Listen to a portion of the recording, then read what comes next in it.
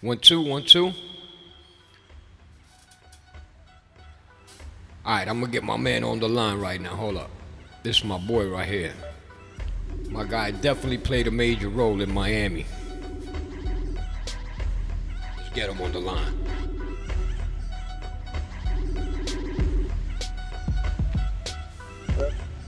Yo, What up, Demo?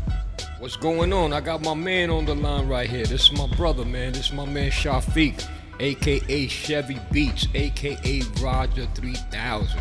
What up, Feek? What up, man? How you feeling, man? Appreciate the intro, man.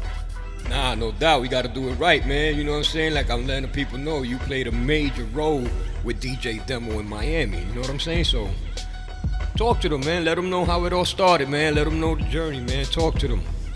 The journey, man. What? If anybody got stories, not to cut you off, sorry.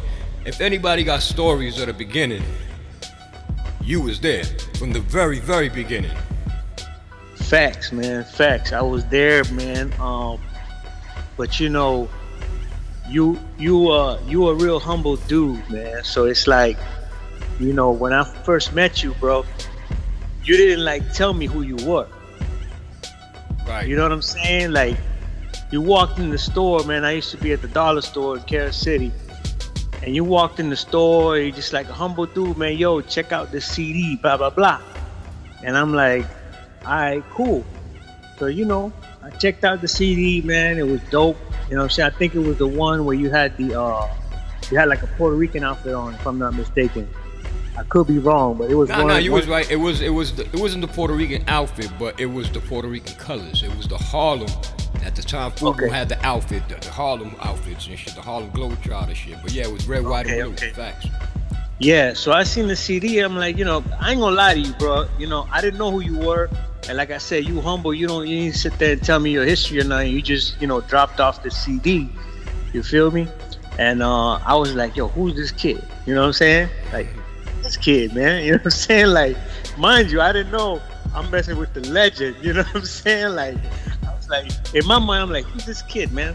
I'll listen to this later, you know what I'm saying? Whatever. So, but sure enough, I listened to it and I was like, yo, this mixtape is fire. You know what I'm saying? I was like, yo, this is fire. You know what I'm saying? So right. when I seen you again, I was like, yo, you did this? Like, you made everything on here? And you're like, yeah, man, I made this CD. You know what I'm saying? So I'm like, damn. He's like, yeah, I'm DJ Demo. You know what I'm saying? So I'm like, and still, mind you, I don't know who the hell DJ Demo is. You know what I'm saying? Like, I didn't know the history of you. You know what I'm saying? I knew I'm meeting you first time, like, you know, face to face type shit. You know what I mean? Right.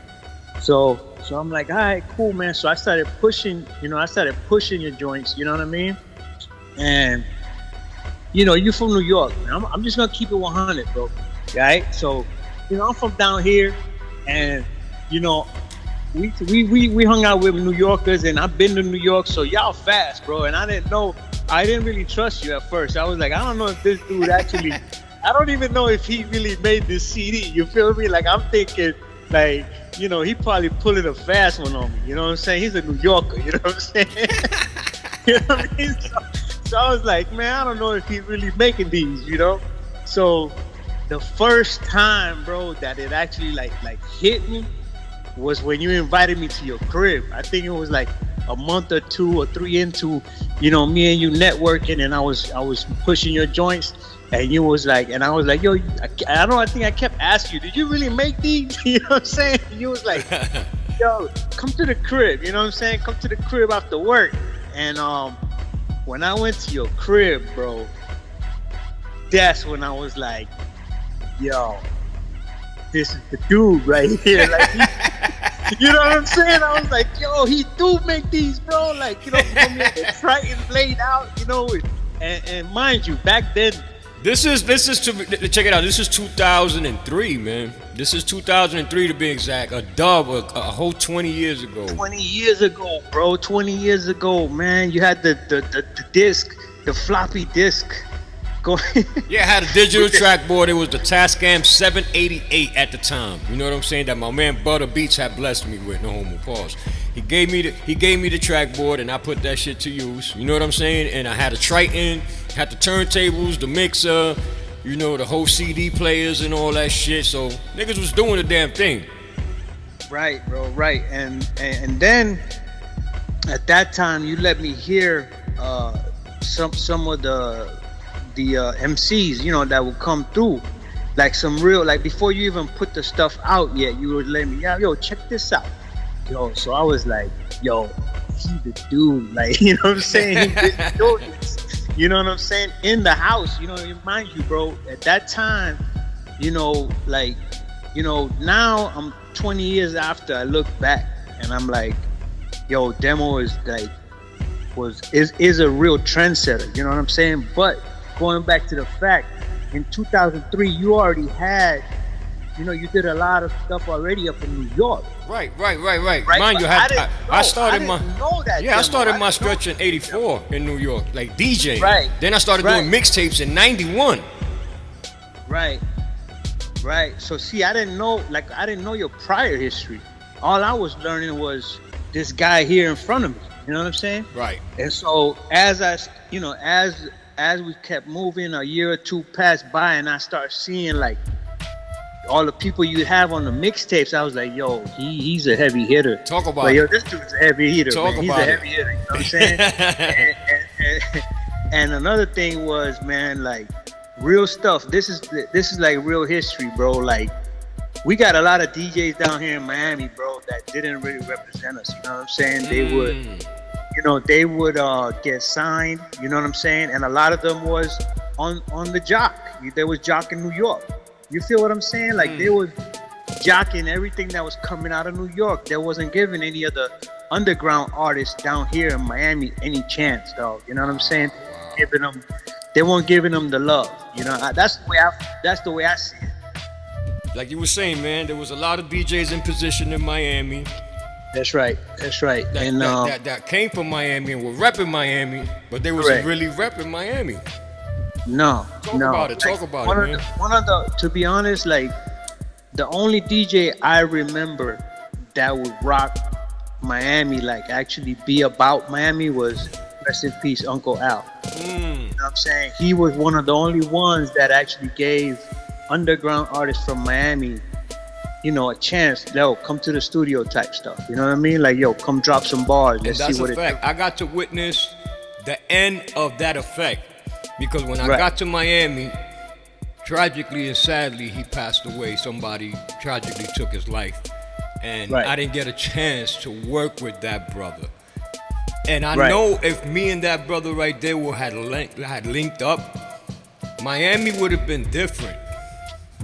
Miami would have been different, because I didn't know him personally, but I know plenty of people that rocked with him, that were down with him, and they was a part of the Uncle Al movement. You know what I'm saying? Sugar Hill DJs, plenty. Look, my man Deslock, Vito No Shake, Piccolo, a lot of brothers that were down with him, man. And they would always tell me, Demo, I wish you would have met Uncle Al.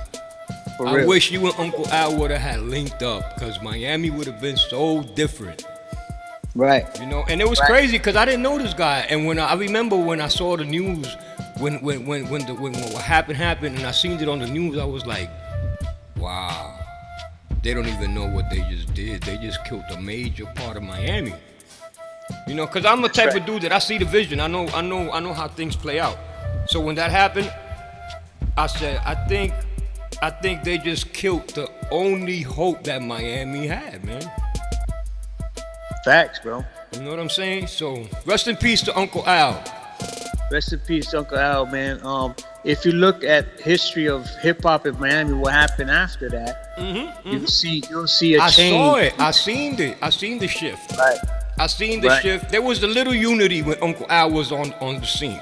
There was a little unity happening. It was happening, right? And the moment that he passed away, that whole shit just disappeared, man. Right. That whole energy that Miami had of unification and like it just like, in my point of view, being from a New Yorker looking inside and watching the movement, I saw that. Right. And not for nothing, this is why I felt like, you know what, this is where I'm at. This is where I live at now, Miami, Florida. I feel like it's my job to embrace this city and contribute what I do to this city. And for me, that was a major key, because that's what helped me kind of like, I will have to say, infiltrate in this city, because Miami don't really show New Yorkers no love, man.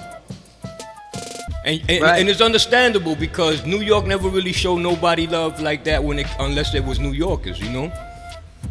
Correct. So, and that goes to show how impactful your vision for this city was, right? Because you're one of the only DJs, like I said, a lot of the DJs from here didn't give the underground artists, keyword underground artists, those artists that are trying to let's just call them independent artists. Independent. Well, today, yeah, we call them independent artists, right?